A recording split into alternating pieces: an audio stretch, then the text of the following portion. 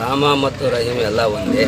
ಎಲ್ಲ ಜನರು ಸೇರಿ ಎಲ್ಲ ಭಾವಕತೆಯಿಂದ ರಾಮನವಮಿಯನ್ನು ಆಚರಿಸುತ್ತಿದ್ದೇವೆ ನಮ್ಮ ರಹೀಮ್ನಗರದಲ್ಲಿ.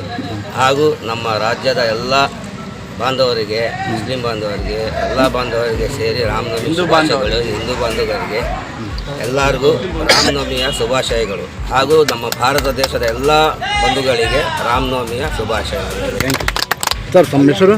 ನಮ್ಮ ಹೆಸರು ಪ್ರಹ್ಲಾದ್ ಅಂತ ಹೇಳ್ಬಿಟ್ಟು, ನಗರಸಭಾ ಸುಜಾತ ಪ್ರಹ್ಲಾದ್ ಅವರ ಮನೆಯವರು.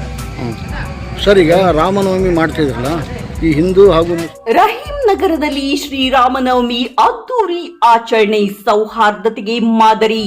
ಹೌದು, ಇತ್ತೀಚಿನ ದಿನಗಳಲ್ಲಿ ಹಿಂದೂ ಮುಸ್ಲಿಂ ಬಾಂಧವರ ನಡುವೆ ಜಾತಿ ಧರ್ಮದ ಹೆಸರಿನಲ್ಲಿ ಅಸಹನೆಗೆ ಹಗೆ ಹೆಚ್ಚುತ್ತಿರುವ ಸಂದರ್ಭದಲ್ಲಿ ಚಿತ್ರದುರ್ಗ ಜಿಲ್ಲೆಯ ಚಳ್ಳಕೆರೆ ತಾಲೂಕಿನ ರಹೀಮ್ ನಗರದಲ್ಲಿ ಕಂಡುಬಂದ ಘಟನೆ ಮಾನವೀಯತೆ ಮತ್ತು ಭಾವೈಕ್ಯತೆಗೆ ಉತ್ತಮ ಉದಾಹರಣೆಯಾಗಿದೆ.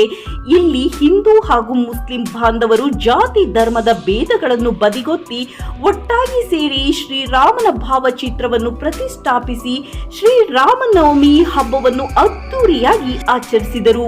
ಈ ಸಂದರ್ಭದಲ್ಲಿ ಜೆಟಿ ಪಾಲಯ್ಯ ಮಾತನಾಡಿ, ನಮ್ಮ ಭಾರತ ದೇಶದಲ್ಲಿ ಹಿಂದೂ ಮುಸ್ಲಿಂ ಏಕತೆ ಮಹತ್ವದ್ದು.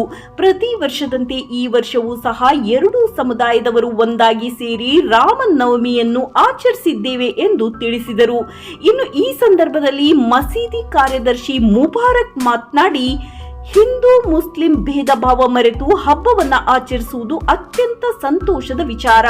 ರಾಮ ಮತ್ತು ರಹೀಮ ಇಬ್ಬರು ಮಾನವ ಕುಲಕ್ಕೆ ಒಂದೇ ಎಂಬ ಭಾವನೆಯೊಂದಿಗೆ ನಾವು ಜಾತಿ ಮತ ಪಂಥಗಳನ್ನೆಲ್ಲ ಬಿಟ್ಟು ಮನುಷ್ಯತ್ವವೇ ಮುಖ್ಯ ಎಂಬ ಸಂದೇಶವನ್ನ ನೀಡಿದ್ದೇವೆ ಎಂದರು.